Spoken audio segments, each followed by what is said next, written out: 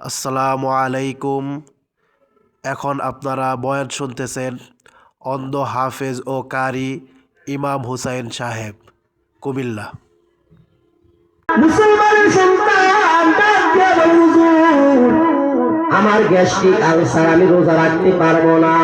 মুসলমানের সন্তানকে যদি ও যুবক তুমি কেন হজ করো না? বলে হুজুর হজ ফরজ হয়ে গেছে ঠিক হই, কিন্তু আমার মাইয়াটার বিয়ার সময় হয়েছে, আমি বিয়াটা দিয়া লই, এরপরে আমি হজ করতে যাব। হুজুর আপনারা বলেন মুসলমান সে যে বলছে হুজুর আমার মাইয়ার বিয়ার সময় হয়েছে, আমি বিয়াটা দিয়া লই এরপরে হজ করতে যাব, আপনারা বলেন তার মরণের কোনো গ্যারান্টি আছে? মরণের কোনো গ্যারান্টি নাই। আপনি যে বলছেন হুজুর আমার মাইয়ার বিয়ার সময় হয়েছে, আমি বিয়াটা দিয়া লই তারপরে হজ করতে যাবো, এই সময়ের মধ্যে যদি আপনি মরিয়া যান, আল্লাহর হাবিব রহমতের নবী আমার ডাক দিয়া বলেন, ওই বান্দা হজ করার পরে হজ না করিয়া যে মারা গেল, ওই বান্দা কি ইহুদি হয়ে মারা গেল না নাসারা হয়ে মারা গেল, আমি নবীর কোনো আসে যায় না। মানে হজ ফরজ হয়ে গেলে হজ না করিয়া যদি সে মারা যায়, তাহলে সে ইহুদি হয়ে মারা গেছে নাকি নাসারা হয়ে মারা গেছে, নবী কোনো আসে যায় না, মানে নবীর কোনো সুপারিশ তার জন্য করবে।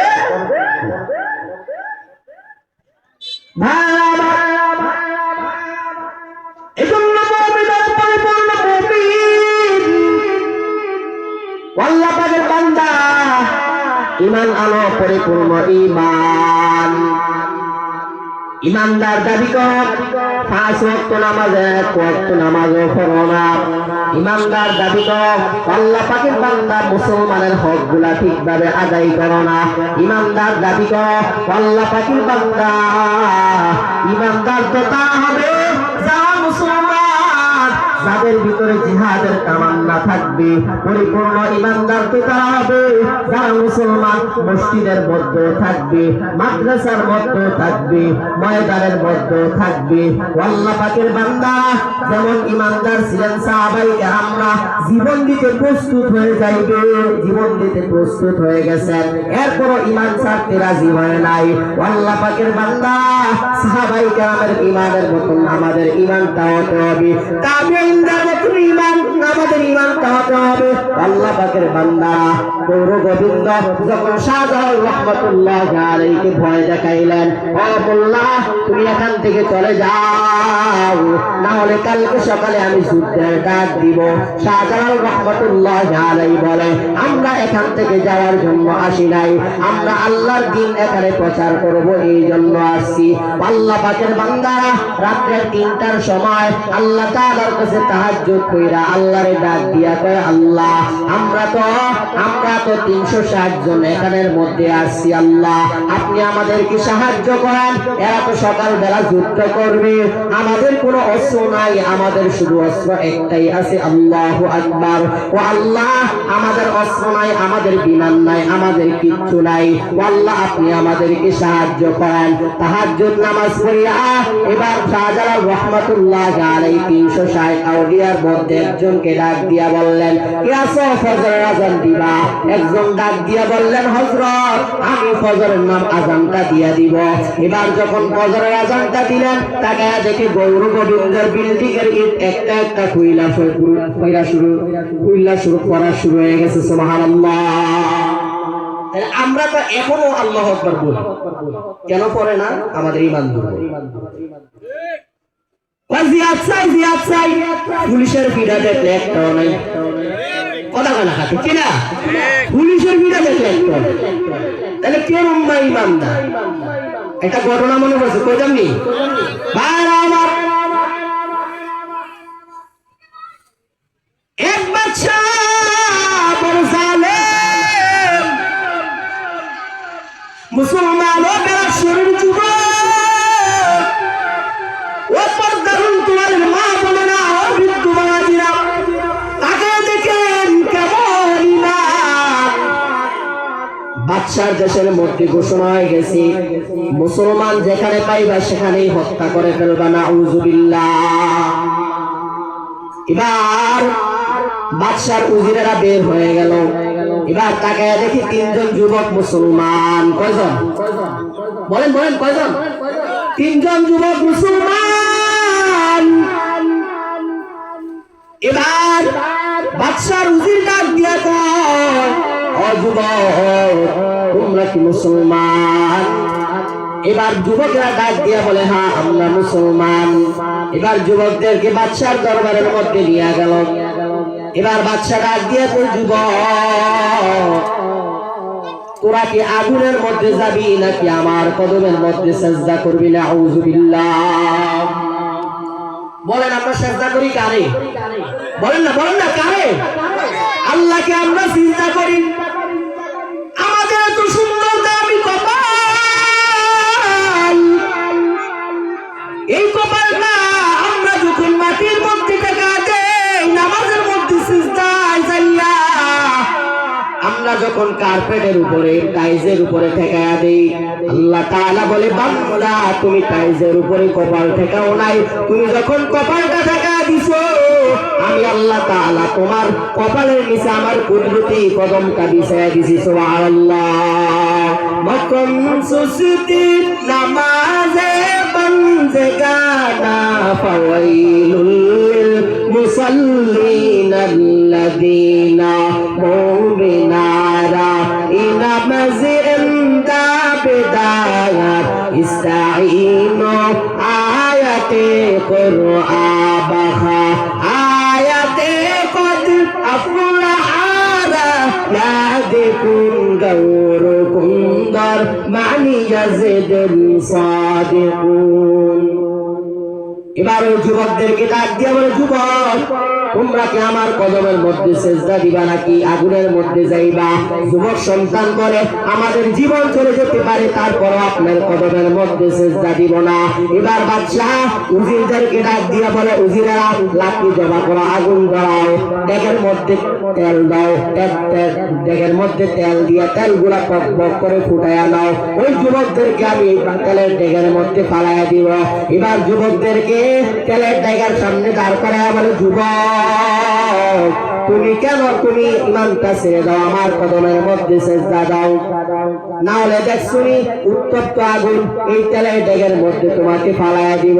যুবক সন্তানদের একটাই কথা, আমাদের জীবন চলে যেতে পারে, আমরা ইমান দিতে পারি না।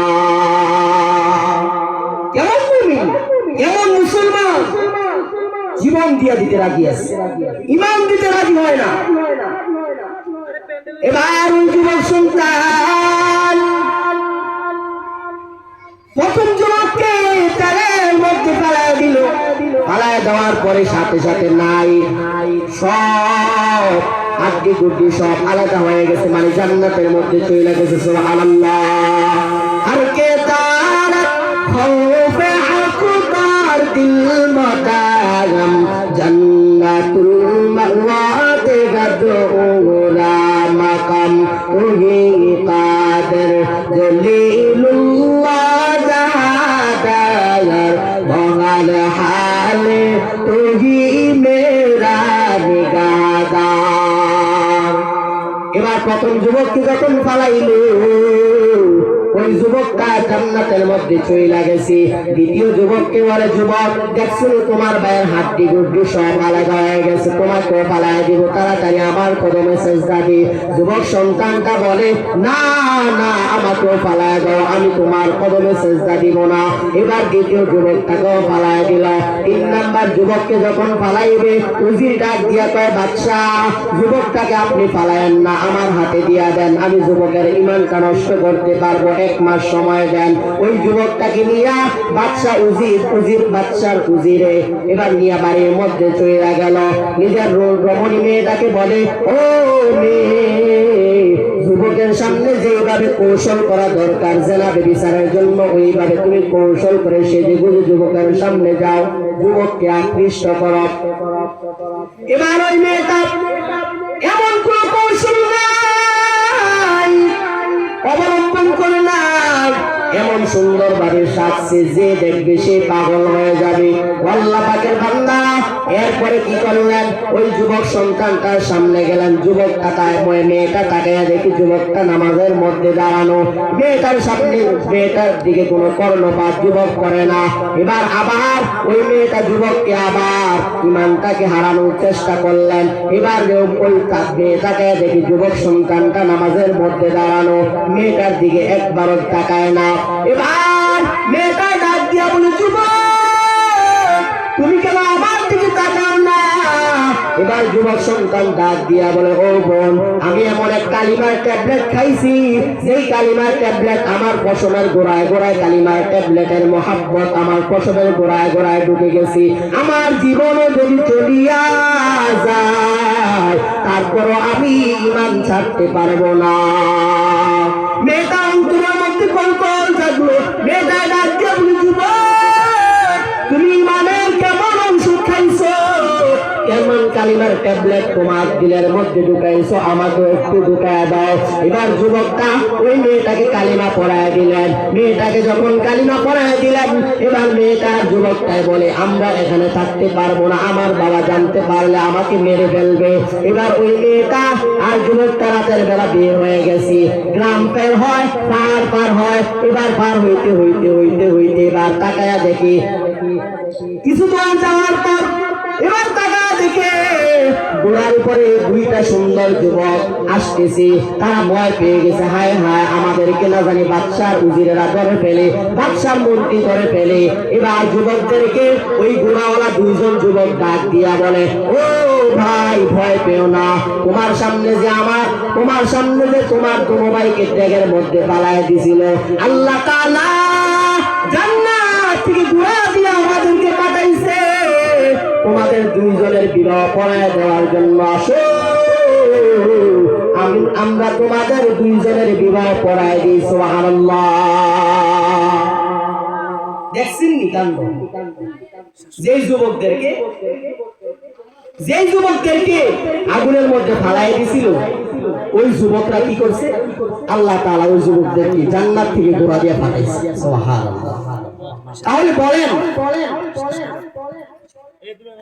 তাহলে বলেন আমাদের ঈমান, আমরা ওই যুবকদের মতন ঈমান রাখতে হবে, ওই যুবকদের মতন আমাদের ঈমান রাখতে হবে। আল্লাহ রাসূল বলেছেন, তোমাদের ঈমানও যাবে না, তোমরা কখনো পথভ্রষ্ট হবে না, লাঞ্ছিত হবে না, অপমানিত হবে না। আল্লাহ রাসূল বলেন, তারাক্তু ফীকুম আমরাইন লান তাদিল্লু মা তামাসসাকতুম বিহি